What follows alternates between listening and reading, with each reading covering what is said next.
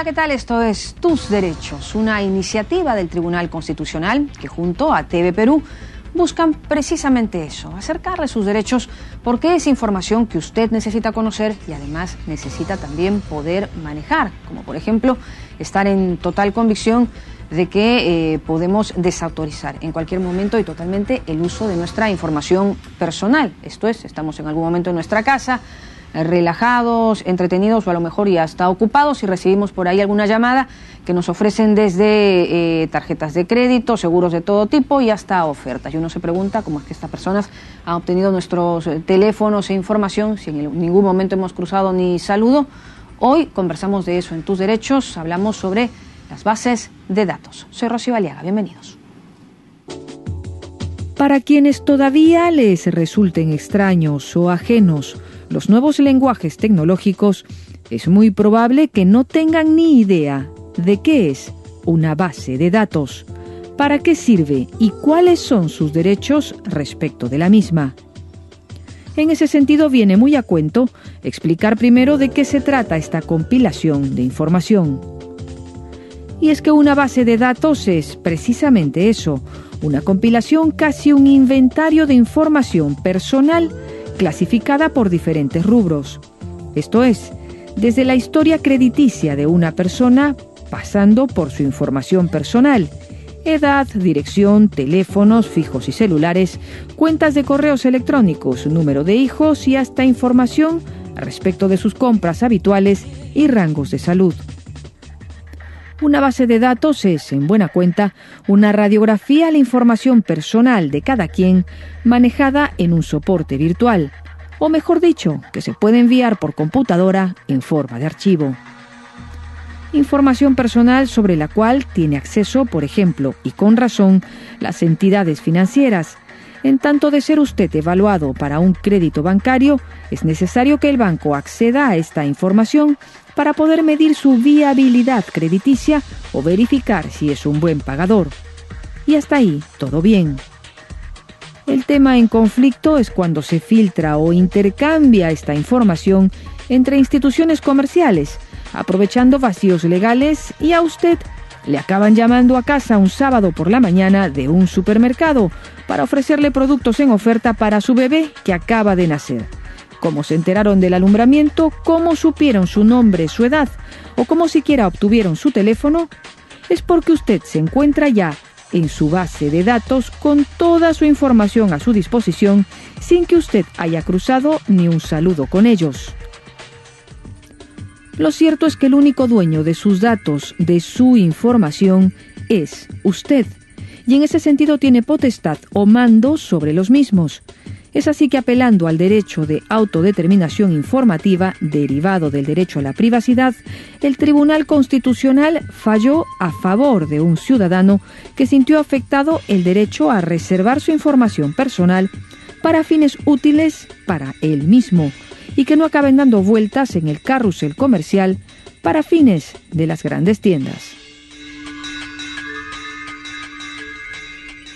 Bueno, y ese era el informe que siempre nos ayuda a tener un poco en contexto el tema, y es que es eso, ¿no, Felipe? Buenos días. Buenos días. ¿Cómo estamos? ¿Hasta qué punto pueden hacer uso de nuestra información?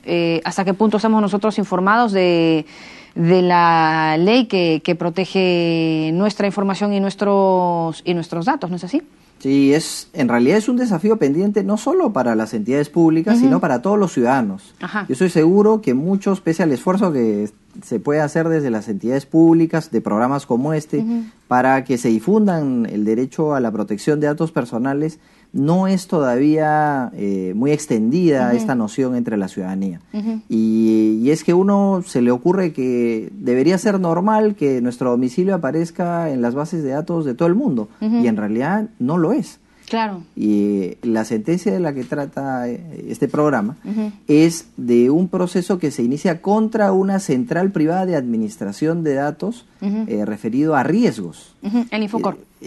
Correcto. En cambio, no estamos hablando de buscadores como el que tú sugieres, que tienen otro tipo de finalidades, ¿no? Claro, entonces, llevar a cabo esas analogías un poco forzadas debilita el razonamiento. Claro, el popular verita, tan útil, no tan útil. Bueno, con esa reflexión nos vamos a ir a la pausa en Tus Derechos, pero vamos a regresar para terminar desglosando este tema, el tema de hoy, base de datos. Pausa y regresamos.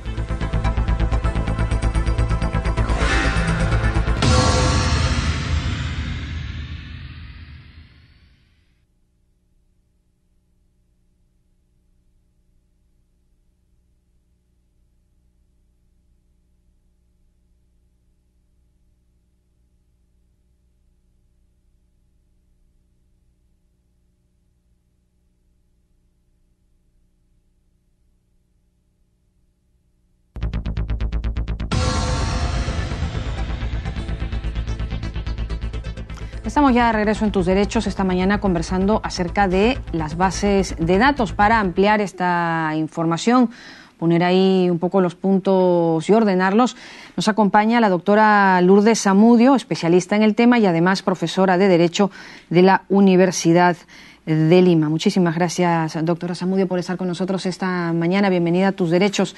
Vendría muy a cuento, en todo caso, que quede muy clarito de qué se trata una base de datos y hasta qué punto las centrales de riesgo pueden hacer uso de las mismas. Bueno, la base de datos que es, bueno, ante todo muchísimas gracias por la invitación, encantada. Las bases de datos que son pertinentes para nuestra conversación el día de hoy son aquellas que tratan información sobre las personas naturales. Ajá. Las centrales privadas de información y de riesgo, de acuerdo a la ley de su creación, administran bases de datos sobre información crediticia, que puede ser de personas naturales o de personas jurídicas. Claro. En lo que respecta al derecho de protección de datos personales, el ámbito de competencia solo se aplica para las personas naturales. Ajá. Entonces, la información crediticia sobre las personas naturales que trata las centrales privadas de información y de riesgo en sus bases de datos deben respetar, además de lo que dice la ley que crea las centrales privadas de información y de riesgo, los principios y toda la regulación que se ha dado en el Perú a partir del año 2011 con la ley 29733, que es la de protección de datos personales. Claro. Una base de datos personales es un conjunto organizado, puede ser de manera automatizada o mecánica o no, de información que se refiere a una persona natural. La información puede ser muy variada, nombre, dirección, correo electrónico, información sensible como información sobre el origen racial, étnico, información sobre la salud, sobre la vida personal, ingresos económicos. En el caso de las bases de datos que manejan las centrales privadas de información y de riesgo, es solo información en el aspecto crediticio que permita fortalecer el sistema financiero analizando los riesgos de otorgar un crédito. Claro, para ahí generar evaluaciones y cruzar información y qué sé yo. Pero lo cierto es que suman, ¿no?, algunas otras informaciones a esta misma, como bien lo dices, de direcciones, ocupación y qué sé yo, y acaban o han acabado comercializándose en plan combo y pues nos llaman ahora de un montón de sitios y uno dice, y aló, ¿de dónde te conozco? ¿Por qué tienes mi nombre y sabes que este es mi teléfono? ¿Qué pasa cuando ya se cruzan esos límites y acaban pues comercializando un poco todo? Lo que sucede es que nuestra cultura ha sido caracterizada por un tratamiento inadecuado y abusivo de la información personal de las personas naturales. Entonces, no hay una práctica ni está internalizado el respeto a un debido tratamiento. A pesar de que se da la ley en el año 2011 en el Perú, todavía abunda, en la mayoría de casos de los que manejan bases o bancos de datos, el tratar esa información sin respetar los principios que la ley establece. Por ejemplo, hoy en día, como regla, para poder tratar información de una persona natural en una base de datos, requieres el consentimiento del titular. Ya. Porque el derecho a la protección de datos personales indica en buena cuenta que la persona natural debe decidir a quién le da su información, por cuánto tiempo se la da, para qué se la da. Claro. Entonces, sin tener el consentimiento del titular, no deberíamos tratar esa información.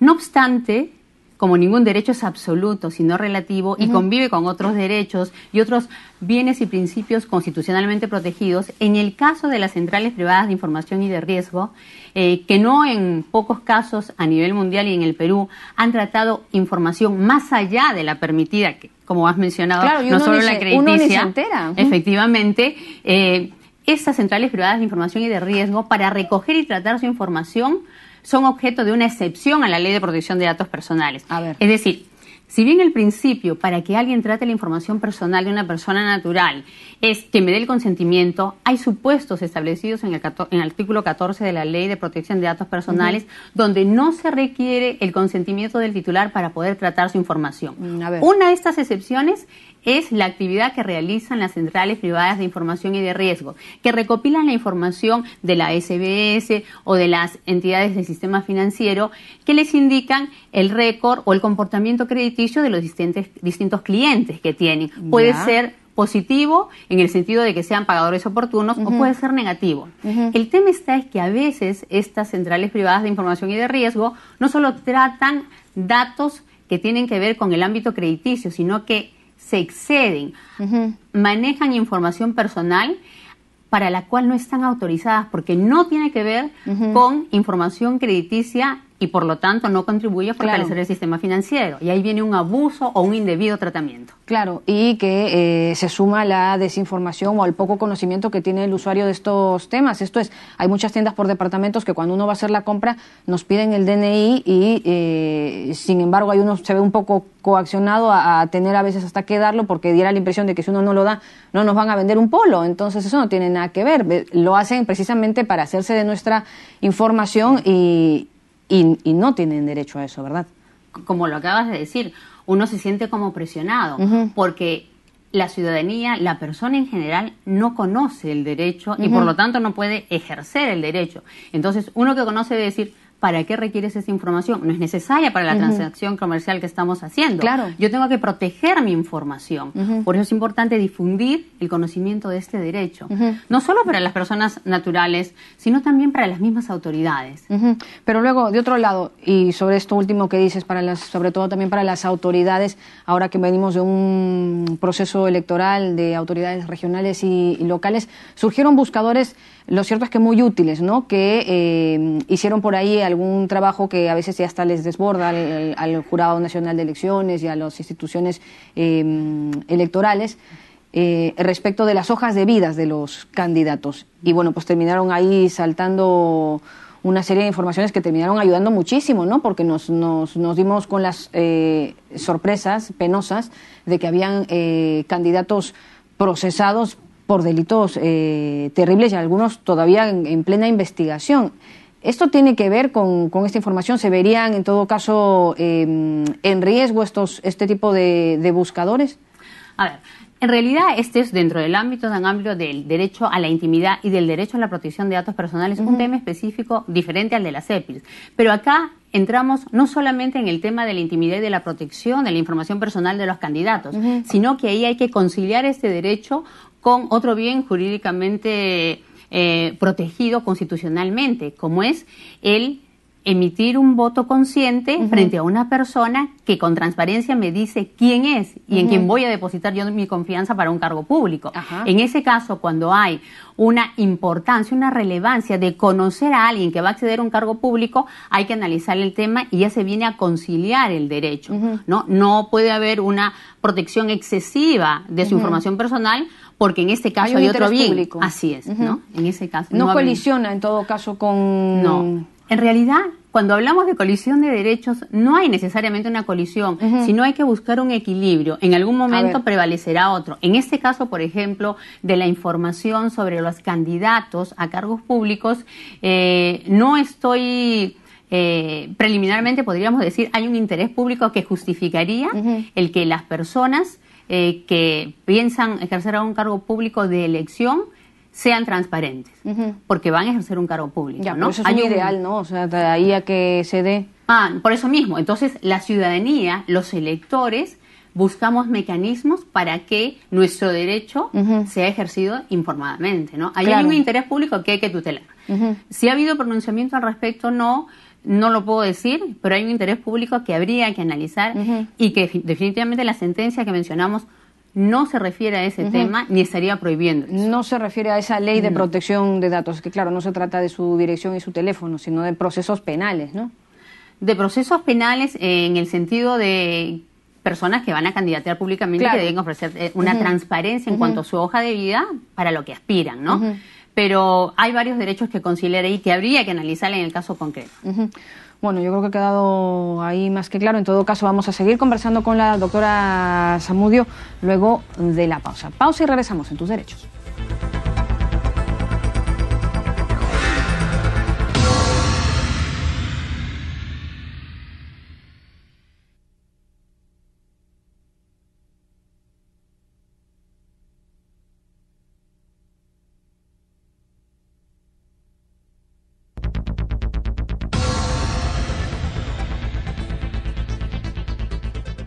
Seguimos con la doctora Zamudio, estamos viendo este tema de base de datos y quedó una pregunta en el tintero cuando Rocío la estaba interrogando, que era ¿y a quién acudir? ¿Qué ocurre cuando una persona legítimamente piensa que su domicilio está en boca de todo el mundo cuando esta persona no ha autorizado su divulgación? Bien, el titular de la información que se considera afectado hoy en día tiene dos vías de tutela. La que tradicionalmente existía jurisdiccional a través del proceso del habeas data, pero desde la adopción de la Ley de Protección de Datos Personales en el 2011 se suma una protección de carácter administrativo en la Autoridad Nacional de Protección de Datos Personales que recae en la Dirección General de Protección de Datos Personales del Ministerio de Justicia. En la circunstancia propuesta, el titular de la información debe reclamar a la entidad que está utilizando indebidamente su información personal. En el caso de que no atienda su derecho de reclamo, de rectificación o de supresión de su información, podrá recurrir en vía de reclamación a la Autoridad Nacional de Protección de Datos Personales que se encuentra en el Ministerio de Justicia. Por supuesto, paralelamente podrá también recurrir al Poder Judicial a través del proceso del habeas data. Así es, que en última instancia, como ya lo saben nuestros televidentes de Tus Derechos, puede llegar al Tribunal Constitucional y también saben que las competencias de la Autoridad Nacional de Protección de Datos Personales, estuvimos hace poco con el director de esta entidad que está adscrita al Ministerio de Justicia. Dicho esto, entonces, vamos al caso que nos convoca. El Tribunal Constitucional, a través de una de sus salas, se ha pronunciado respecto de un tema íntimamente vinculado con las bases de datos. Quisiera que un poco nos presente un poco de qué trata el caso para irlo conociendo poco a poco. Es un proceso de habeas data interpuesto por una persona natural contra la información suya que administra una central privada de información y de riesgos. Eso fue en el año 2008. El recurrente va al Poder Judicial y llega al Tribunal Constitucional en acción de agravio. Lo que él pide, su petitorio, se pueden resumir en lo siguiente. Pide que se elimine de esta central privada de información y de riesgos toda información referida a obligaciones o deudas en el sistema financiero. Todo detalle sobre los montos referidos al consumo en tarjetas de crédito, que no se recopilen, que se supriman y por supuesto que no se comercialicen. Y por último, que esa central privada de información y de riesgos no recopile ni comercialice sus datos referidos a domicilios, a teléfono y a puestos o cargos laborales. De acuerdo, entonces tenemos tres pretensiones, como decimos los abogados, pero son tres pedidos que ha hecho a la justicia constitucional y vamos a ir uno por uno. Primero, él alega que no se debe dar a conocer los datos referidos a las deudas que inclusive no solo sean presentes, sino incluso antiguas que se hayan podido cancelar. Respecto a esto, el tribunal, ¿cómo finalmente se pronuncia? Bueno, el tribunal analiza la ley de las centrales privadas de información y de riesgos y el objeto de su creación. Y el objeto fundamental es regular la información de riesgos para fortalecer el sistema financiero. Y para cumplir este objetivo, estas entidades pueden y deben utilizar información crediticia de personas naturales y jurídicas. En este caso se trata de una persona natural, sin necesidad de pedir su consentimiento. Y esto incluye deudas con entidades del sistema financiero pasadas, presentes dentro de los límites y plazos que establece la ley, ¿no? Positivas o negativas. Claro, eso es interesante porque es distinta una deuda que yo he pagado y que podría dar lugar a una información positiva, soy un buen deudor, a una situación distinta en la que todavía me mantengo como moroso y por lo tanto eso se le llamaría como una información de tipo negativa, ¿no? Eso en cuanto al tipo de información. Allí lo que el tribunal dice es que, claro, para fortalecer el sistema crediticio es muy útil contar con toda esa información porque ya sé el historial crediticio de la persona con la que estoy hablando. Pero hay un tema adicional que es el referido a la vigencia de los plazos. ¿Qué sucede si yo he tenido pues una deuda que no la he pagado de hace 10 años y alguna central privada de riesgo todavía reporta a la banca nacional que el doctor Felipe Paredes o la doctora Zamudio se mantiene deudora de esta entidad financiera? ¿Es dable eso? ¿A cuánto equivalen estos plazos máximos para que estas centrales administren esa información? La competencia para el tratamiento y permanencia de la administración de la información de las personas que manejan estas centrales privadas de información y de riesgo está regulada por su ley de creación. Y en general, digamos, redondeando, cuando una obligación ha sido extinguida, tiene que, como máximo, la central privada de información y de riesgo mantenerla 2 años. Y si la obligación no fue cancelada desde que ella nació, 5 años. Pasados esos plazos, ya la central privada de información y de riesgos debe suprimir o cancelar automáticamente esa información. Ya no estaría habilitada, no estaría legitimada para tratar esa información. Correcto, entonces ese es un límite a esta potestad que tienen las centrales privadas de riesgo. Pero vimos que había un segundo punto que en el petitorio de la demanda que estaba vinculado al consumo de las tarjetas de crédito, ¿no? Y claro, uno se pone a pensar ¿cuál sería la lógica de que, por ejemplo, la gente se entere a través de la constancia que existe en el pago de la tarjeta de crédito que uno termina yendo pues a discotecas, a spas, a cines o, por otro lado, a otro tipo de actividades que en realidad difícilmente se condicen con el respeto a la intimidad de la persona, ¿no? Sobre esto, ¿qué dijo el tribunal? Claro, y eso es parte de la libertad del ser humano. Bueno, el tribunal hace un análisis equilibrado, ¿no? Atendiendo a los derechos involucrados.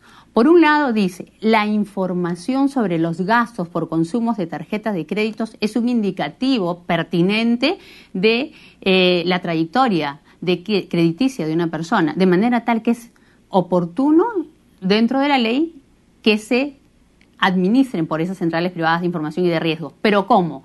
A través de montos totales por entidades acreedoras. No podría de ninguna manera hacerse una especificación por rubro, porque eso significaría, como usted lo señala, entrar a conocer aspectos de la vida privada íntima, que ya sería un abuso del derecho y además no es necesario para cumplir la finalidad de fortalecer el sistema financiero, que en buena cuenta es lo que sustenta la existencia de las CEPIRS. Correcto, entonces, de las centrales privadas de riesgo, efectivamente. Entonces, el primer punto referido al pago de deudas antiguas o presentes, el tribunal lo rechazó. El segundo punto, respecto al consumo de las tarjetas de crédito, también en la medida que sea un tema general. Pero hay un tercer punto, y es el referido a la información de nuestro domicilio, de nuestro teléfono, de nuestra ocupación laboral. ¿Qué dijo ahí el tribunal?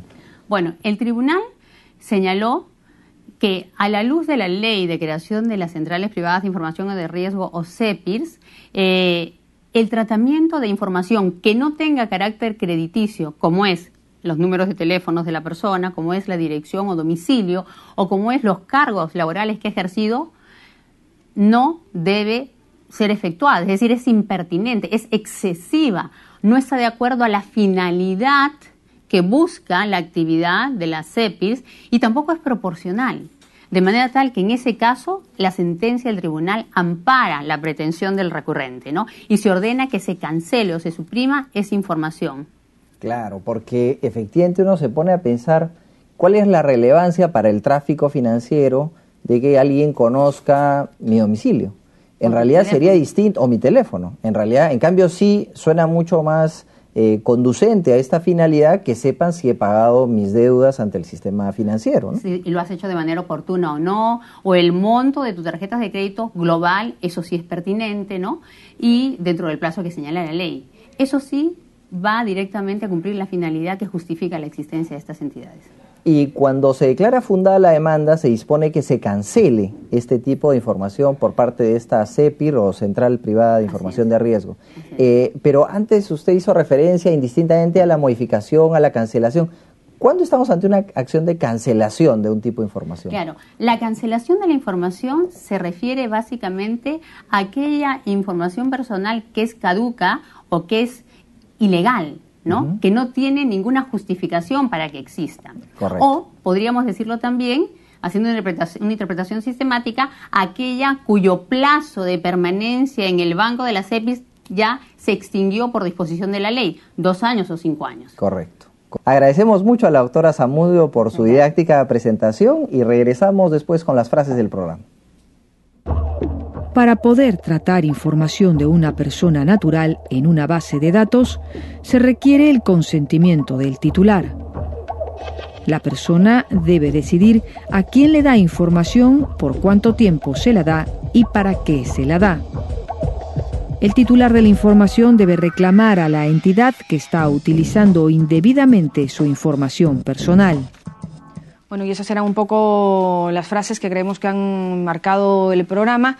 Y bueno, con eso también hemos llegado al final del mismo, pero nos vamos, no sin antes, hacer algunos anuncios, Felipe. Sí, uno muy importante, el Centro de Estudios Constitucionales del Tribunal Constitucional va a publicar este libro, Cuestiones Constitucionales, que fue en los hechos el primer texto de derecho constitucional que se editó en la historia republicana. Lo hizo un ilustre arequipeño, un ilustre jurista, Toribio Pacheco, y forma parte de la biblioteca rumbo hacia el Bicentenario, biblioteca especializada en temas constitucionales, que está promoviendo este Centro de Estudios Constitucionales que está naturalmente adscrito al Tribunal Constitucional.